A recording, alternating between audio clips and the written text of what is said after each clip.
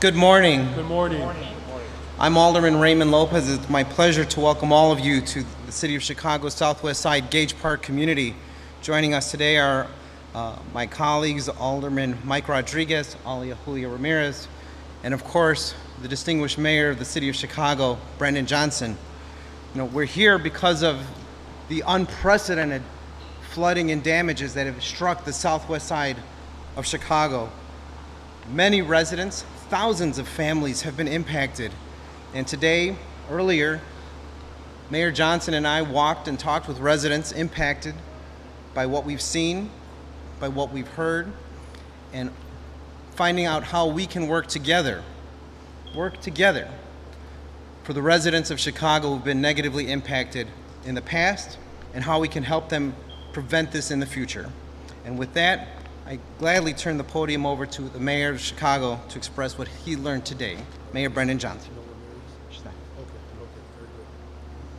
Thank you, Alderman Lopez. Good morning, everyone.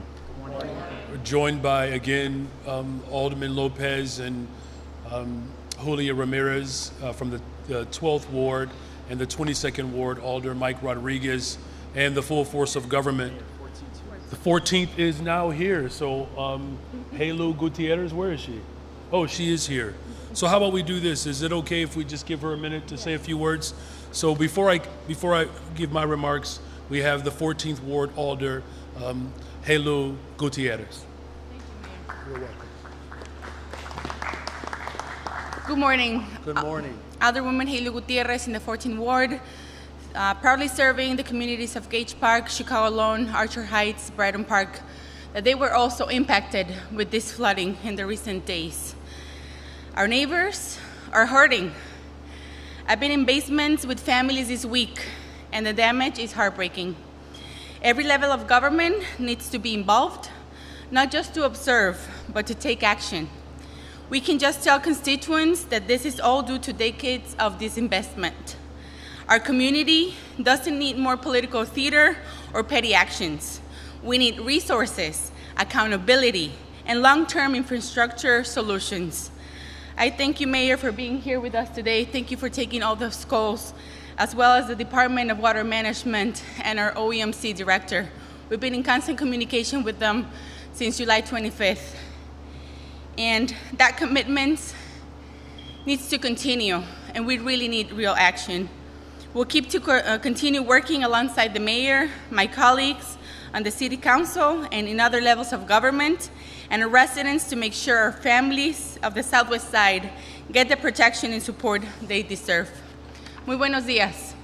Soy la concejal Helu Gutierrez de aquí del Distrito 14, representando algunas de las comunidades que también han sufrido daños después de estas inundaciones en los recientes días, tanto en julio 25 como este fin de semana, el 17 de agosto. Nuestros vecinos están sufriendo. Hemos estado en los sótanos con las familias esta semana y el daño de verdad nos parte el corazón. Todos los niveles de gobierno debemos estar presentes, no solo mirando, sino actuando.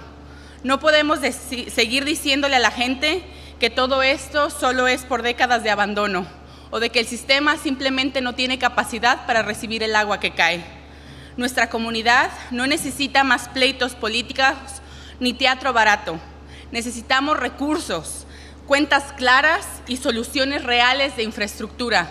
Una vez más, necesitamos recursos, cuentas claras y soluciones.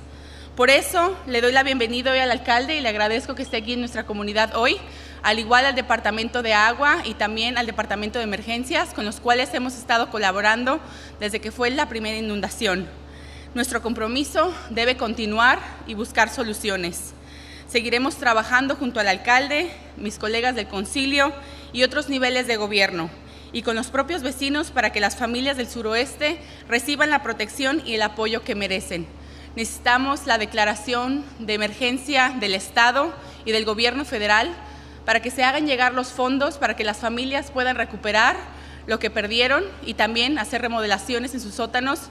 Muchos de ellos perdieron todo. Seguiremos tocando puertas, seguiremos instruyendo los siguientes pasos. Hay una nueva encuesta que OEMC ha puesto. Necesitamos pedirle a los residentes que hagan uso de esa encuesta, llenen su información pongan sus fotos para nosotros poder hacer el caso grande y fuerte para poder pedir ese estado de emergencia en el estado y el gobierno federal. Just to close up, there's a new survey that I'm not sure if it was mentioned before, where we need our residents to fill it out. Put in your information, upload your pictures, so that way we can strengthen our case and ask for relief with the state and the federal government. So please, constituents, use the QR code. If you have any questions, reach out to our office. We'll continue to help you out. We're gonna go canvassing again, door to door, giving that information to our constituents. If they need help filling out the survey, more than welcome to help you out in the office. And we'll continue fighting for this issue. Thank you. Thank you, Alder. Thank you. Thank you very much. Thank you again to all of our alders that are here. Over the past few weeks, we have seen historic levels of rainfall repeatedly hitting the southwest side of Chicago in particular. City workers across multiple departments have been working tirelessly to help residents recover and begin the process to rebuild. On behalf of the entire city of Chicago, let me first also extend a heartfelt thank you to all of our city workers who have been on the front lines of this crisis, especially our OEMC, DWM, DOB, and streets and sanitation workers. After significant rains during the first week of August, we acted swiftly to bring city workers together. We met with the county, and we issued a disaster proclamation after the first round of flooding. Unfortunately, since then, we have been hit again with multiple flooding incidents which have continued to affect our communities. Since August 16th, just 3 days ago, we have had over 5,612 311 calls. All of those calls reported damage to basements. Chicagoans recovering from one flooding incident have found themselves having to start all over again. We will continue to direct city resources to the affected areas to ensure that Chicagoans are not facing this crisis alone. Multiple city departments are engaged in this effort. The effort to clean up debris, clear away sewer backups, and then, of course, address safety hazards. Affected residents are encouraged to pick up free supply kits to assist with the flood recovery from their local alderperson's office. The flooding is the result of two factors. The water management system was never properly built on the west and southwest sides of our city.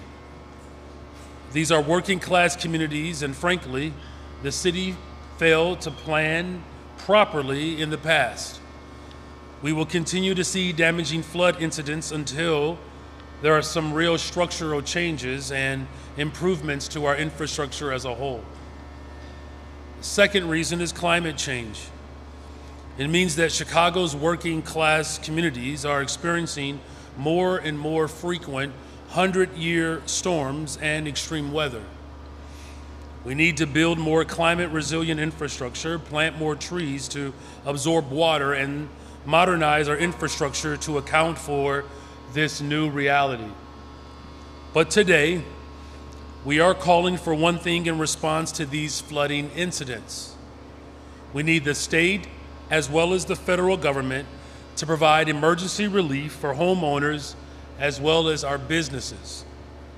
We will not allow this disaster to turn into a tragedy. We need state and federal dollars so that we can help residents repair their homes and ensure small businesses can fully recover. What we are asking is that residents also fill out their damage assessment surveys so that we can accurately report the extent of the damage. The more information we have, the better prepared we will be to fight for the relief of our communities that desperately need them at this time. In addition to filling out assessment surveys, residents can and should continue to call 311 to report water in your basement and make service requests. The deadline to fill out the damage assessment is this Friday, August 22nd. Finally, Chicago, I'm asking that we all come together in this moment. It's going to take all of us to build stronger and more resilient communities. With that, I would turn it over to our Executive Director of OEMC, Mr. Frank Velez.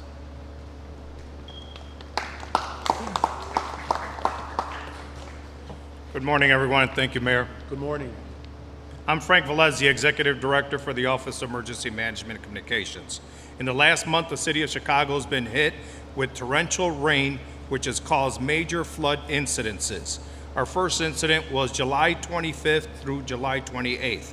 As you're aware, we just got second phase. We got hit August 16th through the 19th. From Saturday, August 16th to the morning of Tuesday, August 19th, there have been well over 5,612 calls that have been reported through 311 for water in the basement. Some of the areas affected this weekend and overnight also experienced flash floods in July.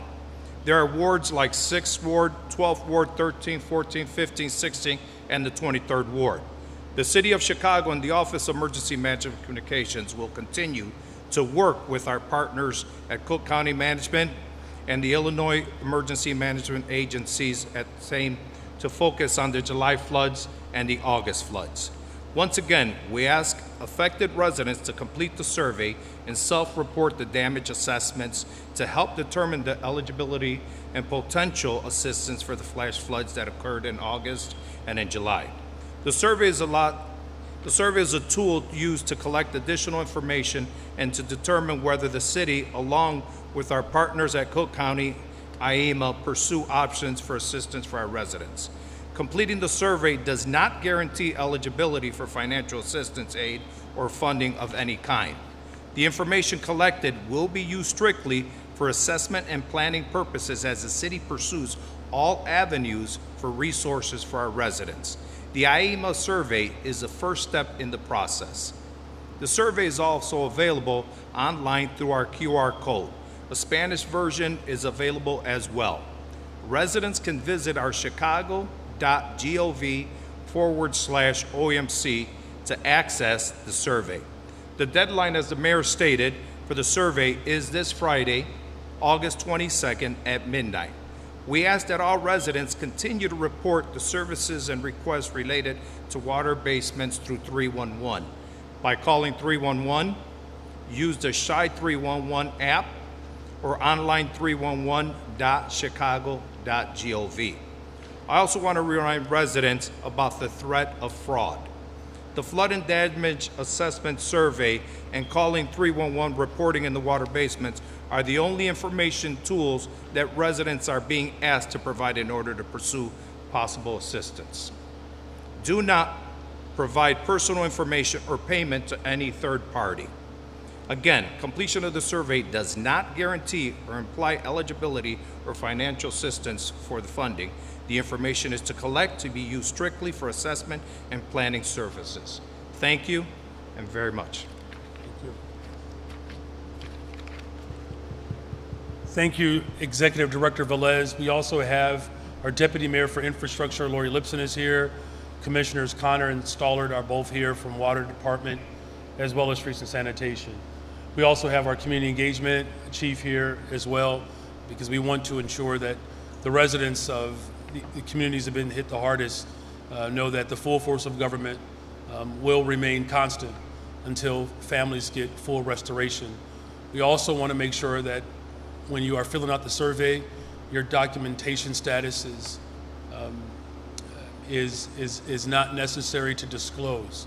So this is for individuals who are residents or citizens, and as well as undocumented individuals. That information will not be disclosed, so your status will be protected as the Welcoming City Ordinance permits. Thank you. Casio. Okay, so we're going to take some questions. If you have a question, can you just come forward so I can see who you are? Leah? All right, we'll start with Sean over here and then come around. Good morning, Mayor. Good morning, everyone. Good morning. Mayor, a couple of questions for you. One of them is the very residents you talked with today said this has never happened before. It's now happened twice in the matter of weeks. What does that say? And also, could you address what Frank was talking about, which is the potential for scam artists to come in and try to take advantage of these residents? Yeah, you know, look, as I said before, the first thing is, our hearts are with all of the families that are experiencing the damage. I've spoken personally to residents on the southwest side. This is very reminiscent to what families experience on the west side of Chicago as well, and other areas that have been impacted. What it means is that the infrastructure that was never properly structured, that we have now reached a point where it's going to require us to make those investments so that this doesn't become the norm. So we're going to do everything in our power to ensure that the initial cleanup is taken care of, and all of our city workers are prepared to work around the clock in order to expedite the cleanup. But it really means that the declaration is just a response to this particular moment. The real declaration has to be a commitment to ensure that the infrastructure that was not properly planned out, that we repair that. And the members that you're seeing here that are representing their respective wards, some ideas have already come forward, and I know they're very much committed to making those necessary investments so that this doesn't become the norm. As far as potential to scam, Director Velez, do you want to expound more on that? Sure. Please. Thank you, Mayor. Importantly, as we all know, that we have several organizations out there that may come to you, and we're asking residents to understand that the survey is the only assessment that needs to be filled out. We want to make sure that our residents feel comfortable, that there are no third parties coming in there guaranteeing any type of assistance for them. This is the process that needs to be taken, and this is the only way that we're going to be able to get, as the mayor said, the governor's office to do this proclamation. So we want to make sure that residents do not provide any personal information at all or use any third party for recovery purposes. We're working with SBA, HUD, and the governor's office at this moment to try to find some relief. Thank you. Thank you. Good morning, Mayor. Good morning. Michael Liptrop with Block Club Chicago. Earlier this year in January, HUD awarded Chicago and Cook County a total of $670 million for relief for the 2023 and 2024 flooding in Chicago, specifically $426 million. That funding came over a year after the flooding. And so looking at that as a precedent for now asking the federal government and state for relief, the reality that this may not come for a year or so. In the meantime, beyond the assessment, what can people expect as far as what the city can do while we wait for that funding when it comes to addressing some of the water management issues and those infrastructure issues?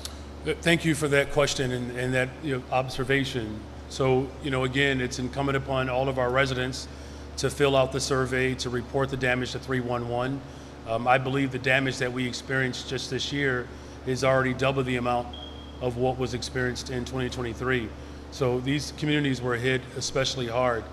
We're going to continue to work with all of our city departments to make sure that we're clearing out and cleaning out the spaces so that these families can begin to work towards recovery. In the meantime, our administration is committed to ensuring that the water mains as well as the catch basins, that we are paying closer attention to those, clearing them out, making sure that there's a clear pathway for water to be able to move so it doesn't get trapped and eventually cause blockage and cause flooding. So that work will continue. We have incredible city workers that are committed to not just assessing the damage, but looking at ways in which we can mitigate it in the short term. I'm going to have our Deputy Mayor Lipson add to that. Thank you, Mayor. There are a few things that I think residents would like to know. Once they clean their basement up, they can take their bulk garbage and put it in the alley. Streets and Sand is picking them up. We also had tree emergencies that occurred over the last few days. Make sure you call 311. Streets and Sand is working on that as well. The Department of Water Management is also going to start cleaning the sewers in the area to make sure that we have a clear path as well. And CDOT is also working on some of the traffic and street lights. So again, make sure you call 311.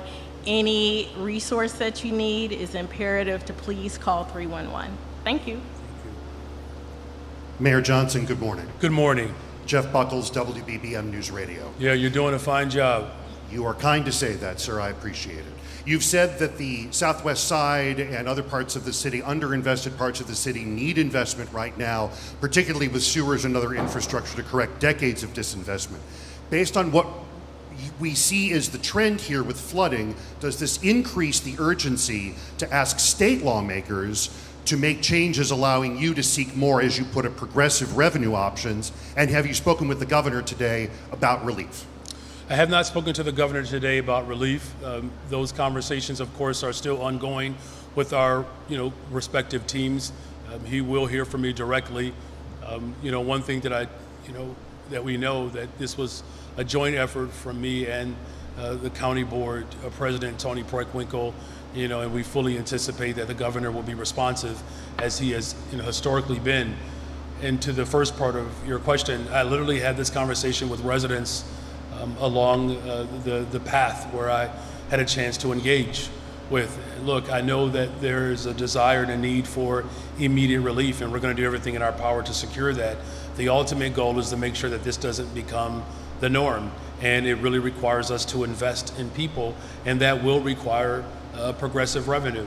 And look, I'm going to make the case. We'll bring it to the residents, and people can decide if we want to remain stagnant and continue to get what we have received, or do we want to press forward to make those necessary investments so that families who are hurting from these floods don't have to worry every time it rains. I was talking to Alderman Lopez yesterday, and of all the things that can be triggering as elected officials, you never thought that rain would be one of those triggers, right? And Alderman Lopez has been doing this for some time. Same thing with Alderman Rodriguez. So we don't want people to panic every time it rains, but you're absolutely on the right path. Where I'm having conversations with city council members. They're going to bring ideas to the table as well, and we're going to put forth the budget that ultimately provides us with a pathway to have a safe and affordable city. Thank you. It takes a lot of time to get money for more infrastructure spending. It takes time to do that infrastructure work.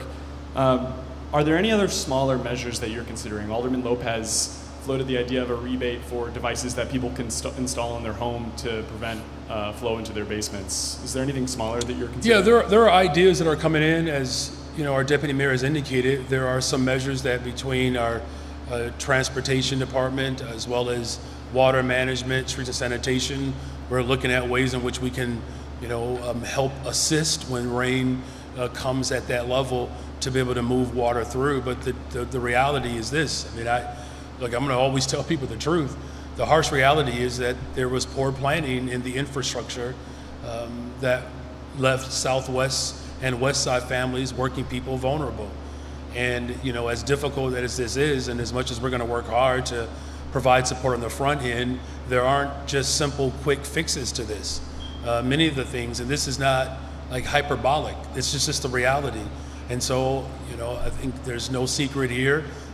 We have worked hard to, save taxpayer dollars to ensure that, we are cutting expenses where we can, but it's really going to require us to make investments in every aspect of our city in order to ensure that working families can live comfortably. I think this is probably a question for some of the commissioners here.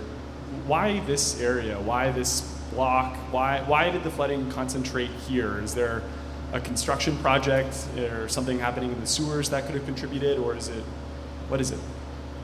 Commissioner Connor, you want to speak to that? Good morning. My name is Randy Connor, Commissioner, Department of Water Management.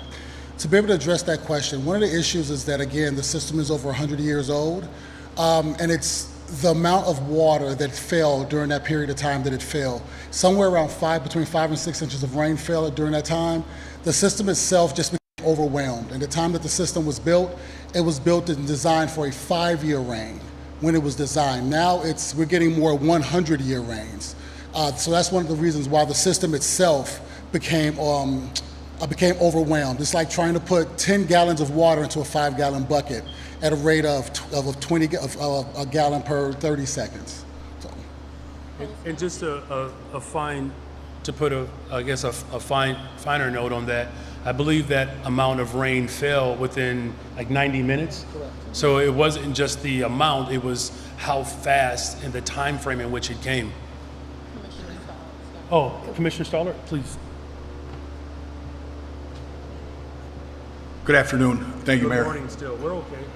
Still morning, hang in there. Good morning. We've been up all night. Another thing I'd like to take advantage of this time to mention of the importance of taking care of the tree canopy at this point, of trimming these trees and planting these trees. There's studies that have done and shown the amount of water that one tree can collect. The mayor has supported us in our goal of getting to 75,000 by the end of next year. That's really important. Those trees do serve a purpose in these weather-related instances. That's why you see us out there trimming them. We've trimmed over 200,000. We're on track to trim 200,000 probably within the next couple weeks over the last 2 years. Again, the importance of trimming those trees and keeping those trees maintained will help in this effort as well. That's just another small effort we take. Thank you. Good morning. Check, check, check. There we go. Hi. Good morning. Good morning. Good morning, Mayor. Good morning, everyone. What is it that you're talking about? Improving infrastructure, it's all connected to the county, to the state. What is it that the city can do, if somebody maybe could drill down a little bit? You're talking about clearing sewers, but then it's connected to McCook, and that's what, at 90% right now? So what is it that the city can do, these investments that you're talking about, that would make, I guess, the impact of these heavy rains easier? Sure, Commissioner Connor, and there's a project that we just broke ground on with the suburbs, providing water supply for the suburbs. So there is a relationship that we have. But Commissioner Connor, you want to speak to that? Just to address your question, so a couple of things so we work very closely with the county as well as the Metropolitan Water Reclamation District on a bunch of projects. We have some projects that are going to be coming out really soon where we are going to be looking at building what we're calling wing storage, which will alleviate a lot of the flooding that you're going to see. And what that is it's a huge pipe about 60 inches in diameter. We have to fit it in spaces probably about 2 blocks long, where the main sewer itself will overflow into that and use as a holding tank to be able to hold more water. Then that will eventually fill up, and it will flow into the MWRD system. But we're also looking at piloting some sensors in the sewer system as well to try to give us a clearer idea of where the flooding will happen, so we can do more preventive maintenance. But we're also looking at the area that has flooded over the past few days to look at what we need to do to clean the system itself, just to try to make sure that the water is flowing through, make sure it's flowing through. Thank you. Sorry, and if I could just follow up too, because certainly flooding isn't new to some parts of Chicago. And Your Honor, I'm sure you've heard from some of your neighbors in Austin who are still dealing with flood damage from the storms 2 years ago. What can be done to try and help folks that are dealing with issues now so that they aren't dealing with these things for years? Yeah, again, as I said earlier, I mean, there's no easy, quick fix to this, right? I mean, this is why we've worked hard to make sure that damage and debris was cleared out. All of our city departments are working to make sure that we do everything in our power to allow for water to move through quicker, particularly when we're receiving that type of downfall of rain in that short period of time. The ultimate goal, of course, is to make sure that this doesn't become, a repeated dynamic, and that is going to require us to make investments.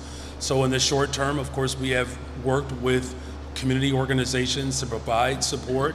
Some of that support has reached some of the homes on the west side. The city did put forth some resources to do that. We've worked with local contractors to be able to provide the repair in some basements. We did finally receive the full amount from the federal government just a little while ago. So we're going to find creative efforts to the best of our ability to, as we've done on the west side, to help some families recover in the immediate. But again, the ultimate goal is to ensure that the poor planning that was done, and now here it is 100 years later, we're dealing with, this challenge, but it's one that we're going to meet head on. You see the full force of government in my administration here today. You also have commitment from the alders here to put forth ideas so that we're not seeing ourselves in the same predicament time in and time again. Thank you. Hi, Mayor. Hi. We've gotten lots of complaints about the skyrocketing costs of home insurance, flood insurance included. I know that's a national trend, but is there anything that can be done at the city level? I wish, look, the federal government at this time has obviously shown a great deal of animus towards working families. And whether it's cuts to Medicaid, cuts to SNAP and food, cut to veteran services, cuts to our education system, this administration has been quite inimical to the interest of working people. But this is why the full force of government, county, the state, we're all on the same page here. You can see the unity on this platform today, and we're committed to making sure that working families get some relief in the immediate, but also build towards the future. Thank you. All right, last question. Mayor, on another matter, the CPS budget, are you not for it as it stands? And could a stalemate shut down schools? We're not going to have a stalemate, and we're not going to shut down our schools. I'm very grateful that the first and second day of our school year has gotten off to a very strong start. Here's what I've said, and I'll continue to say it. We have to invest in our public education system. The city of Chicago, we put forth over $1 billion into our public schools. I'm the first mayor to release the largest TIF surplus in the history of Chicago because I'm just that committed to our public schools. I'm going to fight every day to make sure that families in this city have a world-class education, and that requires us to fund the district. And look, I dropped my kids off to our public schools, an 8th grader, 6th grader, and of course, I have a graduating senior this year. I'm going through changes right now, by the way, as my oldest is preparing to leave me for college in another year. But what I can say is that with all that we're doing at the local level, the people of Chicago are owed $1.6 billion from the state of Illinois. That's their calculation. And so I'm going to do everything in my power to make sure that we don't have cuts to the classroom, because that is really the alternative that people are presenting. That if we don't take forth the vision that I was elected to carry out, the only other option that they're providing is the cut. We already know that there are a number of workers that were cut as a result of the previous CEO's budget that I inherited. We told people 2 years ago that it was a problem. We told people last year it was a problem. And then he skirts out of here, leaves us with this $734 million deficit that we ultimately will fix. But we're not going to do it if we don't have a shared interest of making sure that we're investing in our young people, protecting our immigrant community, protecting the LGBTQ plus community, protecting Black history, protecting veteran educators. We have moved away from the privatization and the dismantling of our workforce. We have seen already, we have less vacancies to start this school year than we've seen in a generation, because we're actually hiring people to show up for our young people. But families are united. I believe as a group of leaders we're united. $1.6 billion from the state of Illinois. That's ultimately what we have to continue to fight towards. But there will be no stalemate. There's no shutdown. We're committed to making sure that our children, no matter where they live, have a world-class education, a school that they can walk to that's fully funded. Thank you all very much. Thank you.